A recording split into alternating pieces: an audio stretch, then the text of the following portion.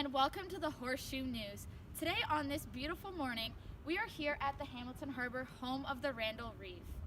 Now, I don't know too much about the Randle Reef and the cleanup project, so today I have brought in Kristin. She is the head founder of the cleanup project, and I've also brought in Mitchell here to give us some information. He is an economic analyst. So, Kristin, could you tell our viewers a little bit about what the cleanup project is about? Thank you so much for having me, Laura, on your news show today. Oh, no problem. Thank you for coming. Oh, amazing. So sorry, that's just my construction workers getting away there. What we have behind me here is actually the big steel barriers that are a really big part of the cleanup process that I've started and we've gone underway with. And I'm going to get into that a little bit later, the details and the nitty-gritty of what we've planned here today. But all you really need to know to get off with is that the 695,000 cubic meters of Randle Reef are just teeming with sedimentary contaminants. And unfortunately, those contaminants are called polycyclic aromatic hydrocarbons. And that's toxic for human health, that's toxic for the environment. It's all around just a bad scene out there right now on the Hamilton Harbor. And unfortunately, there's many sources of those contaminants. To name a few, we've got coal refining, we've got natural gasification, petroleum refining, we've got human sewage, we've got human waste mismanagement, just to name a few for you there. So what we're just trying to do is clean up the water, clean up the land. We're just trying to make Hamilton a more habitable place. Okay, thank you, Kristin. So it does sound like our extensive manufacturing industry here in Hamilton, as why we've been dubbed Steel Town, has really had a negative impact on some of our waters here. Is that correct? That's entirely true. Yeah. Okay, and the Hamilton Harbor here is affecting surrounding areas. So Hamilton and Burlington, and the population of these areas is around 750,000. So Mitchell, why do you think it is important not to be cleaning up this, since it's affecting so many people here? Do you have any opinions on that? Matter of fact, I do. Thanks for having me once again, Laura. No problem. Thanks for coming. My question to Kristin is that, with the 750,000 people in the area, why would we want to initiate a cleanup program that costs $138.9 million, and $14 million of that coming from Hamiltonians' pockets? And it's been known that increasingly Hamiltonians are having problems paying their taxes, so this will just only increase them. So this is going to increase our already high taxes? Oh yeah. That's what you're saying? Right up. Okay, Kristin, do you have any responses to that? As a matter of fact, I do, Laura. Yeah, it might be a little bit worrisome for you in the short run, but it's been proven that the economic burden of health impacts on society it's unbearable, it's debilitating. The microeconomic impact of disability in a home. So, for example, some of the things have been traced to water quality, liver disease, kidney disease, cancer, just to name a few that were listed by the EPA. So I'm not really sure how, if we're not working, if we're not, going out there and getting that bread, getting that bacon and bringing it home, not only are we not paying our taxes, we're actually not paying for anything. We're actually homeless now. So I don't really understand how your short-term thinking has come to be as an economist, but it's pretty pathetic in my opinion. Well, good thing it's getting a little bit heated in here, because it's a chilly day outside here in the Hamilton Harbor, so good thing things are heating up. Mitchell, do you have a response to that, Kristin? I do. So, if you look at here, we're all fine examples of how this really hasn't been affecting anyone. So people are doing fine, so I'm really not sure why that's relevant. And you know what, furthermore, this reef here is only 0.6 square kilometers. Lake Ontario, 19,000 square kilometers. So I'm really not sure why we're, worrying so much, putting $140 million into this little reef when it only makes up 0.003% of Lake Ontario surface area. Mitchell, it looks like you did your homework. You were crunching some numbers there. Oh, as a matter of fact, he was crunching some numbers. I did. So, to me now, that is such a small area. Kristin, why would we want to be paying all this money out of our taxpayers' pockets if it's just really 0.003%? Any thoughts?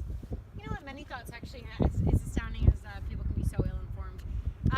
So yeah, sure, Randle Reef is small, but it's also known as literally the most contaminated hotspot in all of Lake Ontario. So that huge water mass that Mitchell has so kindly outlined for us, the most contaminated right here. A densely contaminated polycyclic hydrocarbon aromatic compound area right in our backyard, right in Hamilton's backyard. So not only this, but Hamilton Harbor actually embodies Hamilton as a place. And people are under the foul misconception that Hamilton is a dirty and unworthy place to live. So by investing in Hamilton Harbor, one of the things that people see first as they're coming down that 403 from the east. We're going to be improving Hamilton's reputation. We're going to be improving the morale, and we're going to want people to take pride in the place they come from. Steel City, represent Hamilton Tiger Cats. It's disgusting that we have these contaminants in our backyard, and we want to invest. We want to pick ourselves up, pick our socks up, and we want to fix that. Oh, well, thank you for that, Kristin. I do agree. Ever since moving here and working here in Hamilton for the Greater Horseshoe News, I know it was given a bad rep, and I was a little bit nervous coming to work here, but now I see that it is a very, very beautiful place. And Hamilton is actually dubbed the waterfall capital of the world. I did not believe people when I heard this, but I really have seen the beauty in our city here, and I do think that we do need to keep it clean. So I agree with that, Kristin. Mitchell, any thoughts about this? I don't really see where you're coming from. No, I do for sure. So I love the cleanup idea. It's, I understand that, God forbid we follow through with this. It's a waste of our time. It's a waste of all our time, because down south, Donald J. Trump just cut 90% of funding to the Great Lakes Restorative Initiative. So any work we do here is just going to be undone by his work down there. Well, that's another cup of tea that we won't get into today. That'll be left for another day. But Kristin, anything on that? Absolutely. So yeah, you're not wrong. The funding has been cut, and you know what? The Americans are also going to bear the brunt of that. We have the water migrating to the USA. We have it flowing to Coots Paradise, the North Shore homes in Burlington. Our waterfalls, our drinking water is all being affected. Ours. We are being impacted the most by the waste in our backyard. And you know what? That's not fair to Hamiltonians. Whether or not we have the support of the USA, Canada has the responsibility to take the initiative and clean up our Great Lakes. Because you know what? Canada also has 20% of the world's freshwater supply.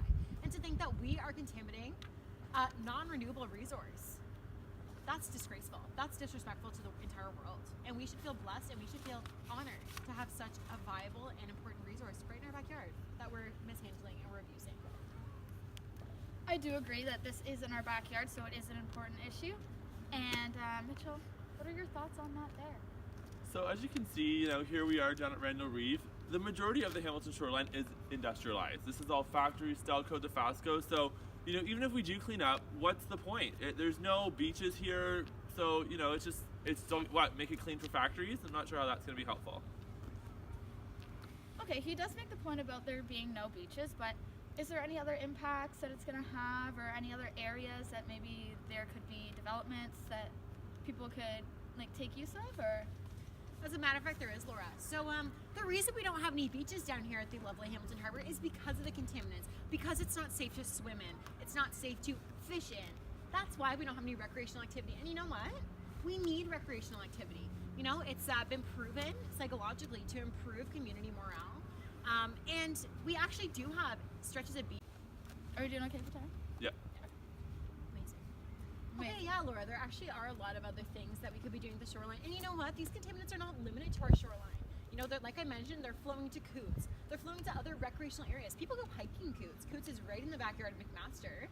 Some students that we take a lot of pride in. They're doing great things over there. And I'm proud to be an alumni of McMaster University as an environmental sciences student. So I think that's extremely detrimental. And the reason we don't have beaches, we don't have recreational space down at the harbor front is because it looks like this, because it is contaminated, because we can't swim in the water, we can't drink the water, we can't fish in the water safely. So you know what? If we put in the effort, if we clean up the space, we'll be installing recreational spaces as outlined in the plan. And that's going to do great things for the community. We want that. We want that for our patrons. We want Hamilton to embody activity, because we have such a beauty in our backyard, as you mentioned, with the waterfalls.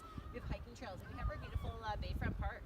And you know what? They've definitely tried already to install some beach space, but it's just not being used because of the reputation that we have, and we're trying to undo those wrongs right now. Okay, so we're saying that down the road we may be able to have some beaches Absolutely. and some recreational activity that we can use. Okay, that sounds good. I like the sound of that, but my just worry is the timeline on this and how long it might take. Mitchell, any thoughts about this? Okay, well, before we started caring about the environment and having projects like this, companies like Stelco down the road were booming. They were booming, doing extremely well, and now recently they've had to get bought out by American companies like U.S. Steel. Okay, yeah, that is true. I don't like that the U.S. Companies are taking over the success we've been having here. Kristin, any response to Mitchell there? Absolutely, ma'am. So, you know what? That is true, and that is a hardship that we definitely bared already. We're past that now, actually. And you know what? This is our backyard. And to say that we're gonna just ignore the problem in our own home, in our own beloved city, is blasphemous. Just because we're losing a couple of companies to the Americans. And you know what? They're gonna have to take that on, and they're now gonna have to face that responsibility alongside us. And you know, you may not know this because you know I have a background in chemistry and you don't, but water is actually the universal solvent. And you know what? It's dissolving all of the toxins and the pollutants, and it's spreading it all over the place. So America's going to face the brunt, like I mentioned before. And you know what? Yeah, it's a long-term investment that we need to make, despite losing some of our local industry boomers. And you know what? We're going to have to just make other jobs. And you know what? Maybe those jobs will come into shoreline restoration, like the project I've outlined. Yeah, we're actually looking for workers. We're looking for contractors, and yeah, I think that can actually be a really great economic contributor. I'm not sure as an economist what you would say about that, but I'm pretty sure introducing new jobs to a city is actually really beneficial, and it's encouraged almost. Yeah. Oh snap! Kristin just hit us with her chemistry background there. Mitchell, anything on that? Yeah, so along with her chemistry background, I'd love to hear, the science behind it. Well, this thing will actually work. Like, how do we know that not lifting out all these contaminants is just going to spill everywhere and make more of a mess? You know, this hasn't been proven to work, so how do we know that we're not just wasting more time and more money on this? Okay, that is true. Kristin, anything on that there? Absolutely. So, you know, not to be insulted by your lack of care, your lack of research, but I've actually put in extensive planning into this project, and you know, it's already underway. So I can just let you know that metal barrier that we have right there is actually encompassing the most contaminated sediments of Randle Reef, and the plan is to get that under control, get that stabilized, get that within our metal barriers. We're going to be building then a mirror barrier. That's the 2018 part of the project.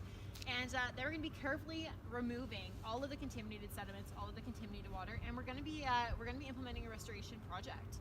So yeah, we do have the chemistry to back it up. We have lots of people working on this team. The idea has been pitched multiple times to the government, and you know what? It's looking great for us. So yeah.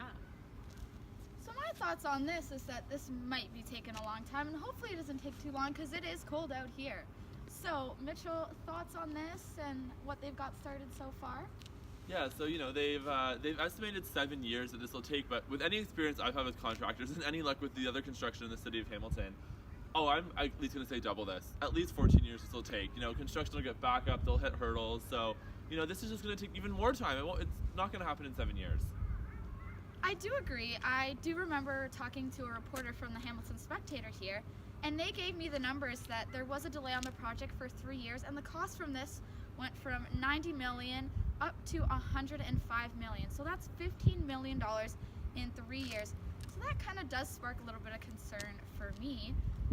Kristin, what do you have to say about this? I'm worried about the continuing increase for our taxpayers here in Hamilton. No, Lauren, and you do make a great point. We have hit some hurdles, and we did face quite a bit of judgment for that. And you know what? The contracting companies and the individuals who are lucky enough to win this bid of this huge project are now kind of coming to terms with the fact that they're in a media circus. They're in a controversy in our own city. And you know what? I think that more than anything will inspire them and definitely encourage them to stay on their timeline, to, you know, proactively think about these hurdles that they may come in contact with, be critical thinkers. And you know what? We're there right beside them. We're there interjecting our opinions, interjecting our help, and I think that's beneficial. I think it's amazing that we've at least got these jobs here for the people working on the shoreline restoration project. And you know, all I can say is that being in the media, being in the public eye, nothing's going to keep us more on track than not letting down our fellow Hamiltonians. Awesome. Thank you, Kristin. And Mitchell, any closing regards on this issue here? You know what, all I can say is 7 years, $138.9 million for 0.03% of Lake Ontario. Any logical person would realize this is not a good idea. Well, I'd like to thank you, Mitchell, and you, Kristin, for coming out today and keeping things heated on this cold morning. Thank you, everyone, for tuning in to the Greater Horseshoe News. We hope you've had a great time and learned a little bit about this restoration project. Any information? Can they look anywhere else to find out some more information on this? Absolutely, ma'am. So we actually have the randlereef.ca website. If the public would like to tune into that, that's a great place to find your information, learn more about the plan, be inspired, maybe advocate to your local chair members that this is something that needs to continue to happen. And you know what? The economic, the health, the societal impacts, the environmental impacts that Randle Reef is having on Hamilton, I would argue that any logical person would agree that this is absolutely an amazing idea. So, not sure why that's relevant. Okay, so before Kristin gets on another tangent here, we'll be stopping here. Thank you both for coming, and we hope to see you on tomorrow's segment of the Greater Horseshoe News. Peace and love, folks. Thank Peace you. and love. Save the world. Yeah. Thank you.